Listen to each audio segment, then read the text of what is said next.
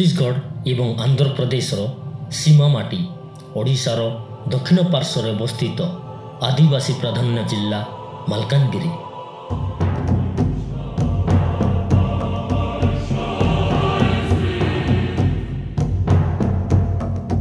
ଘଞ୍ଚ ଜଙ୍ଗଲରେ ପରିପୂର୍ଣ୍ଣ ପ୍ରକୃତିର ସୌନ୍ଦର୍ଯ୍ୟରେ ଭରି ରହିଥିବା, ଯେଉଁଠି ବ୍ରିଟିଶ ସରକାରଙ୍କ ଅତ୍ୟାଚାର ଏବଂ ଆଦିବାସୀ ଆନ୍ଦୋଳନ ଯାହାକି ଇତିହାସରେ ଲିପିବଦ୍ଧ ହୋଇ ରହିଥିବା ମାଲକାନଗିରି।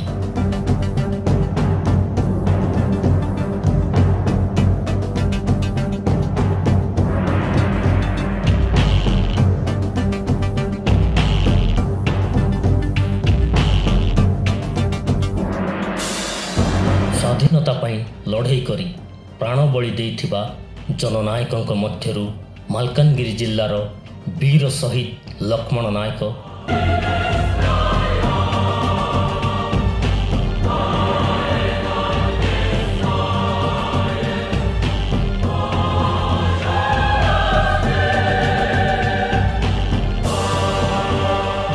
ଇଂରେଜମାନଙ୍କ ରାଜ୍ୟଜୟ ନୀତି ଓ ଔପନିବେଶିକ ଶାସନ ଭାରତ ଲୋକମାନଙ୍କ ମଧ୍ୟରେ ଅସନ୍ତୋଷର ବାତାବରଣ ସୃଷ୍ଟି କରିଥିଲା। ଫଳରେ ସମଗ୍ର ଉପମହାଦେଶରେ ସ୍ୱାଧୀନତା ନିମନ୍ତେ ଅନେକ ବିପ୍ଳବ ସଶସ୍ତ୍ର ବିଦ୍ରୋହର ସୂତ୍ରପାତ ହୋଇଥିଲା। ଏହିସବୁ ବିପ୍ଳବ ଓ ସଶସ୍ତ୍ର ବିଦ୍ରୋହରେ ଭାରତର ଜନଜାତି ନେତାମାନେ ସ୍ୱାଧୀନତା ନିମନ୍ତେ ସେମାନଙ୍କର ପ୍ରାଣବଳି ଦେଇଥିଲେ। ଓଡ଼ିଶାରେ ମଧ୍ୟ ଏଇଭଳି ଅନେକ ଜନଜାତିର ନାୟକମାନେ ସେମାନଙ୍କର ବହୁମୂଲ୍ୟ ଜୀବନ ଦେବାରେ ପଛେଇ ନଥିଲେ। ସେମାନଙ୍କ ମଧ୍ୟରେ ଶହୀଦ ବୀର ଲକ୍ଷ୍ମଣ ନାୟକ।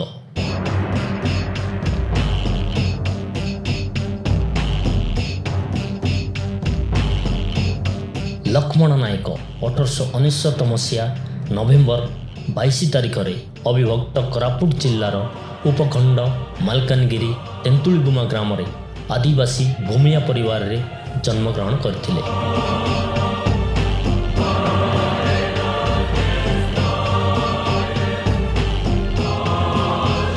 ସ୍ୱାଧୀନତା ସଂଗ୍ରାମରେ କଂଗ୍ରେସର ବାର୍ତ୍ତା ଲକ୍ଷ୍ମଣ ନାୟକଙ୍କୁ ଗଭୀର ଭାବେ ଅନୁପ୍ରାଣିତ କରିଥିଲା। ସେ ଗ୍ରାମବାସୀଙ୍କୁ କୌଣସି ଟିକସ ନ ଦେବା ନିମନ୍ତେ ପ୍ରବର୍ତ୍ତାଇଥିଲେ। ଅହିଂସା ମାର୍ଗକୁ ଇଂରେଜମାନଙ୍କ ବିରୁଦ୍ଧରେ ମୁଖ୍ୟ ଅସ୍ତ୍ର ଭାବେ ବ୍ୟବହାର କରି ସେ ଦମନ, ଦୁର୍ଦ୍ଦଶା ଓ ଶୋଷଣ ବିରୁଦ୍ଧରେ ଲଢ଼େଇରେ କର୍ଣ୍ଣଧାର ହୋଇଥିଲେ। ସେ ଅହିଂସା ମାର୍ଗକୁ ଇଂରେଜମାନଙ୍କ ବିରୁଦ୍ଧରେ ସ୍ୱାଧୀନତା ସଂଗ୍ରାମ ଜାରି ରଖିଥିଲେ। ଜନଜାତିର ଲୋକମାନେ ତାଙ୍କୁ ମାଲକାନଗିରିର ଗାନ୍ଧୀ ବୋଲି ଡାକୁଥିଲେ।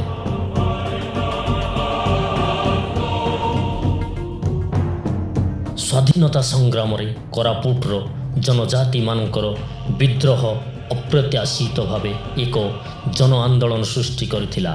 ଭାରତ ଛାଡ଼ ଆନ୍ଦୋଳନର ବାର୍ତ୍ତା କର ବା ମର ଲୋକମାନଙ୍କ ମଧ୍ୟରେ ପ୍ରଚାରିତ ହୋଇଥିଲା। 1942 ମସିହା ଅଗଷ୍ଟ 21 ତାରିଖରେ ବିଭିନ୍ନ ଗ୍ରାମର ଜନଜାତିର ଲୋକମାନେ ଲକ୍ଷ୍ମଣ ନାୟକଙ୍କ ନେତୃତ୍ୱରେ ହାତରେ କଂଗ୍ରେସ ପତାକା ଓ ରାମଧୁନ ବୋଲି ମାଥିଲି ଅଭିମୁଖେ ଯାତ୍ରା ଆରମ୍ଭ କରିଥିଲେ।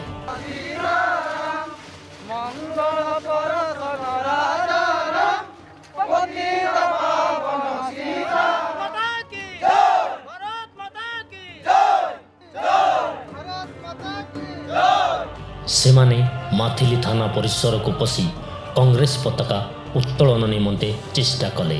ମାତ୍ର ଲକ୍ଷ୍ମଣ ନାୟକଙ୍କୁ ତାହା କରେଇ ଦେବା ନିମନ୍ତେ ଅନୁମତି ଦିଆଗଲା ନାହିଁ।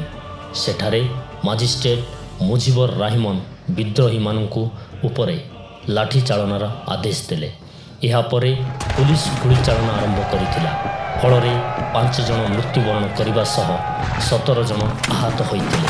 ସେଠାରେ ମୃତାହତ ହୋଇଥିବା ବ୍ୟକ୍ତିମାନେ ହେଉଛନ୍ତି ନକୁଳ ପୂଜାରୀ, ସମାର ନାୟକ, ନରସିଂହ ଭୂମିଆ, ଲିଙ୍ଗା ଭୂମିଆ, ସରକାରୀ ଜଙ୍ଗଲ ରକ୍ଷୀ ଜି ରାମେୟା। ଆହତ ଲକ୍ଷ୍ମଣ ଥାନା ପରିସରରେ ଏକ ଖାଲ କଡ଼କୁ ପଡ଼ିଥିଲେ। ଏହା ପୁଲିସ ନିମନ୍ତେ ଏକ ଅଦୃଶ୍ୟ ଆଶୀର୍ବାଦ ଥିଲା। ସେମାନେ ଲକ୍ଷ୍ମଣ ନାୟକଙ୍କୁ ଜଙ୍ଗଲ ରକ୍ଷୀ ଜି ରାମେୟାଙ୍କ ହତ୍ୟା ଅଭିଯୋଗରେ ଫସାଇ ଗିରଫ କଲେ। 4 ମାସ ଧରି ଶୁଣାଣି ଚାଲିଲା ଏବଂ 1942 ମସିହା ନଭେମ୍ବର 13 ତାରିଖରେ ସେ ସମୟର ଦୌରା ବିଚାରପତି ଭି ରାମନାଥନ ଲକ୍ଷ୍ମଣ ନାୟକଙ୍କୁ ମୃତ୍ୟୁଦଣ୍ଡରେ ଦଣ୍ଡିତ କଲେ। 1942 ମସିହା ନଭେମ୍ବର 16 ତାରିଖରେ ତାଙ୍କୁ ଫାଶୀ ନିମନ୍ତେ ବ୍ରହ୍ମପୁର କାରାଗାରକୁ ସ୍ଥାନାନ୍ତର କରାଗଲା। ଫାଶୀ ପାଇବାର ଦିନ ପାଖେଇ ଆସୁଥିବା ବେଳେ କାରାଗାରର ସମସ୍ତ କଏଦୀ ତାଙ୍କର ଜୀବନ ରକ୍ଷା ପାଇଁ ପ୍ରାର୍ଥନା କରୁଥିଲେ। 1943 ମସିହା ମାର୍ଚ୍ଚ 28 ତାରିଖ ସାରା ରାଜ୍ୟ ତଥା ତାଙ୍କ ସାଥୀ ବନ୍ଦୀମାନେ ଉଜାଗର ରହିଥିଲେ।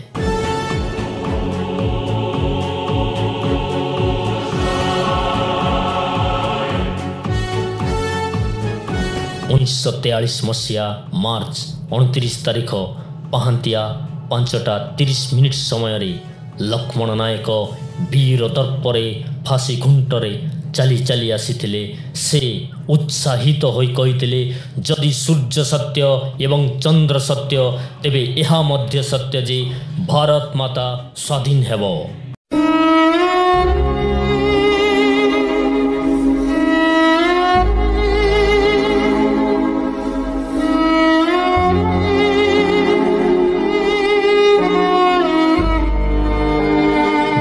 ଜମାଦାର ରାମମୂର୍ତ୍ତି ଫାଶୀ ଖୁଣ୍ଟର ଲିଭର ଭିଡ଼ି ଦେଲା ପରେ ତାଙ୍କର ପାଦ ତଳୁ ଲୁହାର ଫଳକ ଖସିଗଲା। ଫଳରେ ଏକ ମହାନ ବ୍ୟକ୍ତିତ୍ୱ ଲକ୍ଷ୍ମଣ ନାୟକଙ୍କ ଜୀବନ ଦୀପ ଲିଭି ଯାଇଥିଲା ଏବଂ ତାଙ୍କୁ କାରାଗାରର ପରିସର ମଧ୍ୟରେ ସମାଧି ଦିଆଯାଇଥିଲା।